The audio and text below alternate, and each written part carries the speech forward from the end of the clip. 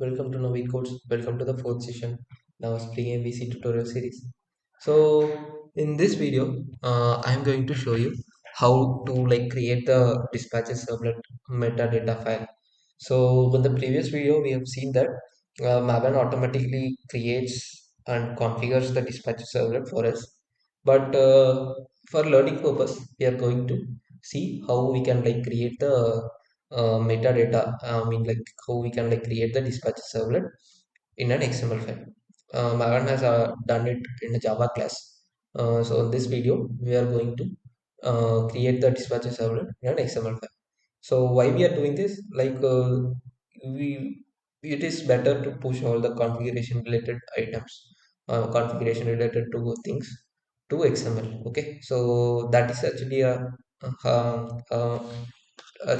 hard way to do things, but when you in future if you learn higher frameworks, then they would have done the configurations in XML only. So it is better for you to learn how to create this dispatcher servlet in an XML file.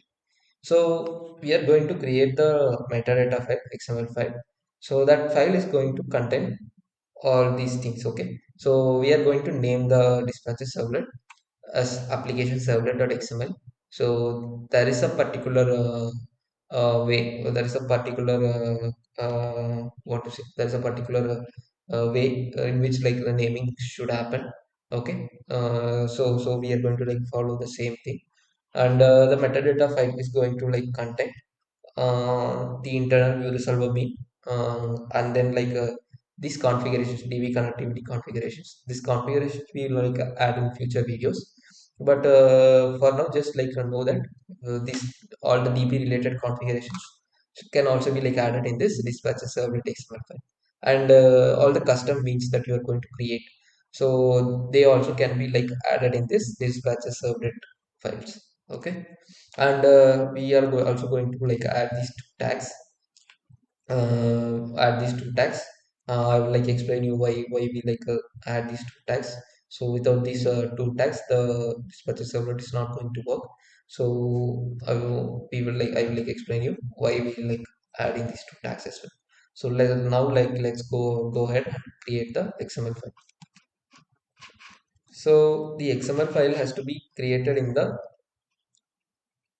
uh, the XML file, dispatcher servlet XML file has to be created inside the web INF directory. Okay, as I said, there is particular way in which naming has to be done. So the naming should be your project name hyphen servlet dot xml. Okay, this is for example, I've named my project as application. You might have named it as spring MVC. So in that scenario, name your file as spring MVC hyphen servlet dot xml. Okay, so let's click on finish. So the XML file has been created. So now what I'm going to do is, for time being, I've already created the XML, all the data I've already created. I'm just going to copy paste, and then I'm going to explain you what are the things that are present inside this file. Okay, so if you see here, these are the headers which has to be added. Okay, in order for the dispatcher servlet to work. So these headers are default headers.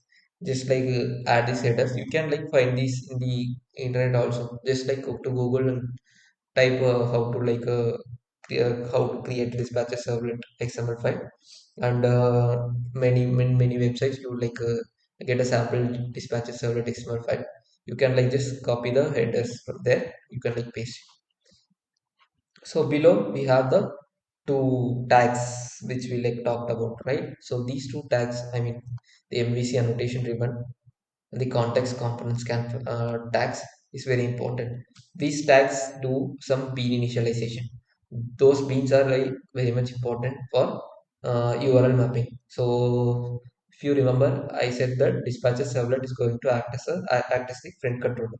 So in that way, it is going to map the incoming URLs with the it is going to find the URL mappings for the incoming HTTP URLs.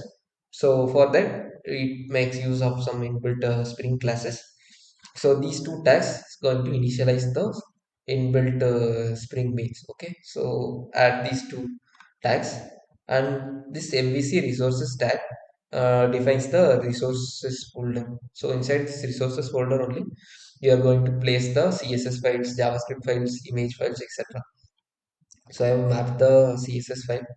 So the Maven has like already created one CSS file, right? So I have like mapped it here using this tag MVC resources tag, and below I've created the view resolver bean. Okay, so I hope you know what is the purpose of this view resolver bean.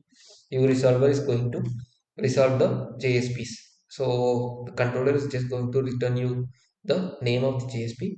So with with that name, with that string, this view resolver bean will like find the exact location of that JSP, and it is going to return that JSP to the Tomcat server. Tomcat server is going to return the response to the browser, and the browser is going to display the JSP for you. Okay, so these are the things which has to be like present inside this application servlet.xml, which is our dispatcher servlet. Now we have like created the dispatcher servlet using XML. We can go ahead and delete this auto created Java class. I've just deleted this package. Entire package itself is not necessary. We are going to delete it. Okay, so now if you see the web.xml, the mapping has been done to the Java class that we have just deleted. So now we have to change these mappings. We have to do the mappings for this particular XML file. So we are going to change the servlet name. The servlet name has to be the name of our dispatcher servlet, which is application, right? Application, and you don't need any of these init params. Just remove this. Okay, this looks good. Now the mapping has been changed, and everything is set. Now from moving forward, our web application is going to use this XML file as the dispatcher server. Okay, I hope you find this video helpful. I hope you understand till now. I hope you understand the different ways to configure the dispatcher servlet and different ways in creating the dispatcher servlet. So in the next video, we will jump in and start coding. Thank you. I'll see you in the next video.